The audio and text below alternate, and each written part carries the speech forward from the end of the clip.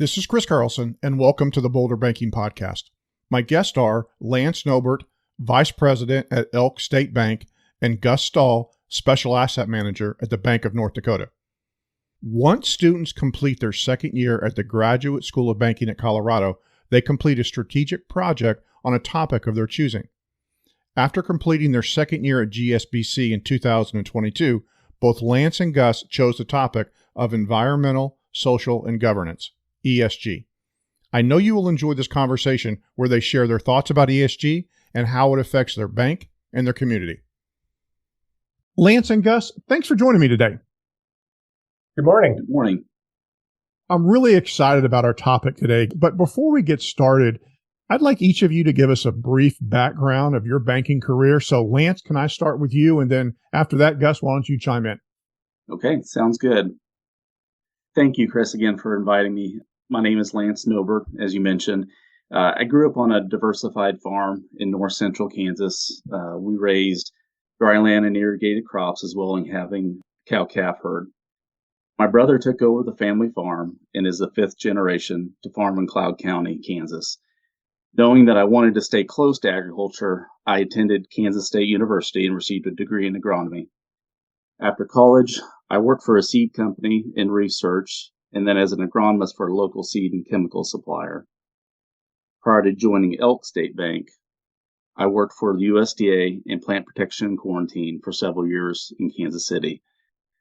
I joined the bank about 15 years ago as an agricultural loan officer and have been here since then. It was an opportunity to move my family back to my hometown of my wife and I's. We have kids from 12 to 19 in ages and enjoy spending time at their sporting events. I just wanted to mention the bank I work at is Elk State Bank. It's a small local bank with 3 branches, and our communities are very dependent on the health of the agricultural industry. Great. Thanks, Lance. How about you, Gus? Oh, great. Thanks again, Chris, for the invitation here. I'm the Special Assets Manager for Bank of North Dakota. I've been involved in banking dating back to 1999, working for various different banks. First bank was a publicly traded regional bank that ended up being acquired by a multinational organization. Then I worked for a privately owned bank. And in 2016, I took the job with Bank of North Dakota. And as you may know, the Bank of North Dakota is the only state-owned bank in the entire nation. So with that, I guess I'm ready to get going. So Lance and Gus, both of you wrote about environmental social governance, ESG, for your strategic papers for the Graduate School of Banking in Colorado. In our talk today, I don't want to get deep into the politics because let's face it, a lot of people have opinions and they can get very passionate one way or the other. But I really want to stick on the topic of how it relates to banking. So Lance, why did you choose ESG as a topic for your strategic paper for GSBC? Chris, my background as an agronomist definitely played a factor in my interest in resilient agriculture and ESG. At our bank, we've always worked to improve the stability of our borrowers, and their success leads to our success in the community. We work closely with our borrowers, offering financial advice to improve profitability and loan repayment. The topic of ESG was actually suggested by our bank president, Tim Oldie. However, when I started looking at the topic, I decided to take the paper in another direction.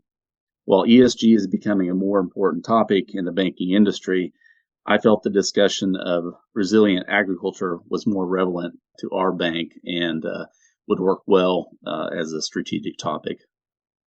Well, can you explain the difference between ESG and RA? I'll try my best.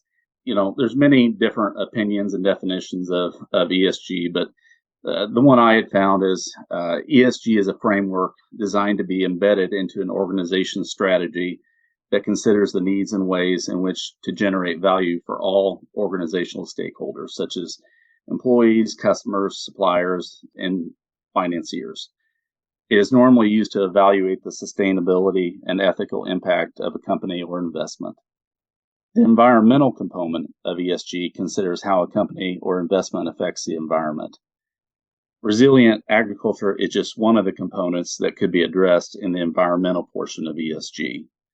Resilient agriculture, or RA for short, refers to a type of agriculture that is designed to withstand and adapt to the impacts of climate change. This climate change can be gradual climate change due to the increase of greenhouse gases in the atmosphere of the earth, or immediate weather changes such as drought, flood, or heat waves. So, Lance, let's stick with the RA component of this. How can RA impact a bank's credit administration?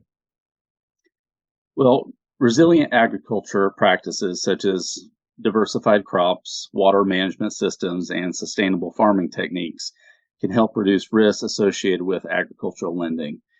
By supporting those sustainable farming methods, banks can reduce the vulnerability of farmers to environmental risks and market fluctuations. This, in turn, decreases the likelihood of loan defaults, improves loan repayment rates, and could enhance the bank's portfolio quality. If banks can offer lower interest rates, flexible repayment schedules, or extended loan terms to farmers adopting those RA practices, it would encourage borrowers to invest in farming methods that mitigate the financial risks they face. So you mentioned loans. So what challenges are there to integrating RA into a loan policy? Well, there's several challenges to integrating RA into loan policy. One challenge is the basic issue of compliance.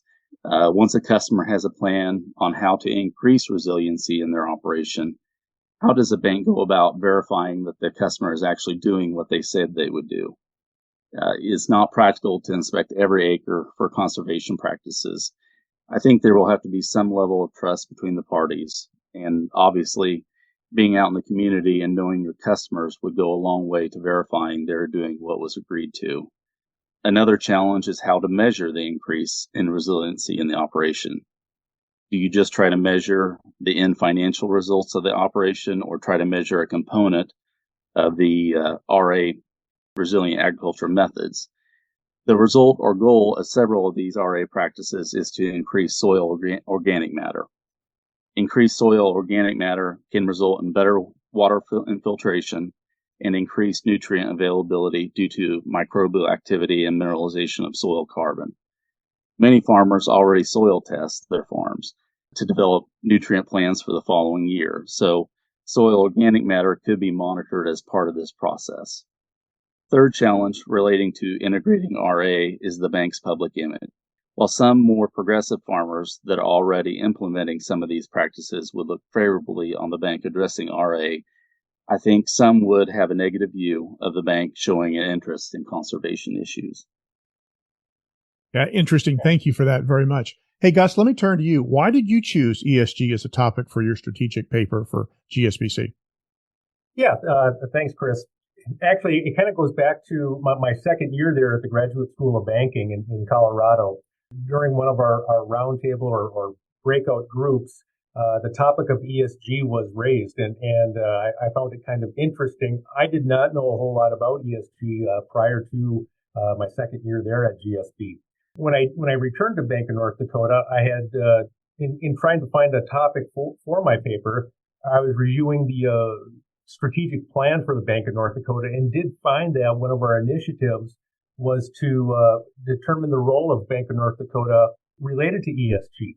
And so I thought that based on the conversation I had there at school, as well as the fact that it was one of our strategic plan initiatives, would make it a very good topic. Now, Gus, you had mentioned that the Bank of North Dakota is actually owned by the state of North Dakota. Can you explain that relationship? Sure. As I mentioned, we're the only state-owned bank in the country. The state's tax revenues are deposited at Bank of North Dakota and then used for economic development. Our high-level mission, or our mission statement, is the same today as it was 104 years ago, which is to support agriculture, commerce, and industry in North Dakota. We do this by maintaining strong relationships with local lenders across the state who access B&D programs on behalf of their farming, ranching, and business clients. North Dakota does have the highest number of banks per capita And we like to think at B&D that that's because we allow even the smallest banks to have access to the lending capacity of larger lenders. So how might North Dakota's two main industries impact how the Bank of North Dakota deals with ESG? Well, North Dakota is a rural state. Our two main industries in North Dakota are energy and agriculture. B&D's energy ranking is number 2 in the nation in total energy production, number 3 in crude oil production, number 5 in coal, 8 in wind, 10 in ethanol, number 10 in natural gas, and total net electricity generation, number 36. In agriculture, we're the number 1 dry edible beans, pinto beans, canola, flaxseed, honey, rye, sunflower, both oil and non-oil, and then wheat, durum, and spring leading the nation. So as you can imagine, any risks associated with climate change are going to have direct impacts on both the energy sector as well as the agriculture sector. It's really going to force a number of businesses to have to make some decisions. We found that banks really do need to address these emerging climate-related financial risks because it is intertwined across every industry. The shift to lower carbon economy means entire industries, such as coal mining, power generation, oil and gas, and agriculture, are susceptible to stricter regulation, disruptive technologies, and changes in customer behavior. So we really see the transitional risk, and Lance had done a nice job of defining ESG in general. The transition risk for lenders and borrowers are substantial. So we found that critics are taking aim at our two largest economic industries, being agriculture and energy. We do think that there's a focus at the national and community financial institution level that it is going to have to be addressed. So, Gus, how do you see B&D being able to assist other banks in North Dakota in the area of ESG? I will say that Bank of North Dakota is owned by the state of North Dakota. In the most recent legislative assembly, the 68th Legislative Assembly, which adjourned April 30th, there were several pieces of legislation that dealt with ESG. One piece of legislation in particular, House Bill 1429, was approved, and that included asking for a study to be completed on this very issue, on environmental, social, and governance issues. Not to get too into the weeds on the specifics of the regulation, just a couple of the bullet points include that the study is going to include input from the state government, industry, energy, agriculture, investments, insurance, economic development, finance, procurement, contracting, and laws related to those areas. The study is going to identify laws and regs that could be enacted by the federal government and other state governments related to ESG. And also, the study is going to examine corporate, environmental, social, and governance policies and trends impacting the state's energy and production, agriculture industries, including finance, lending, insurance, and boycotts of energy or production agriculture commodities. That's going to be quite the study. Yes, it really is. And Bank of North Dakota, subsequent to me selecting this topic, has hired somebody as our sustainability officer. So I actually did work with Kayla Verhelst. She's the sustainability officer that's been hired by Bank of North Dakota. And she was a really valuable resource on getting me up to speed with ESG. And she's actually going to be the one that's working on that study for the state. So, Lance, how can ESG help banks better serve their community? Chris, I think the mission of our bank and community banks in general is to contribute to our local communities. Our local economy is agricultural based and is highly dependent on the success of our local farmers. We cannot control some of the factors that go into whether a farm is profitable or not.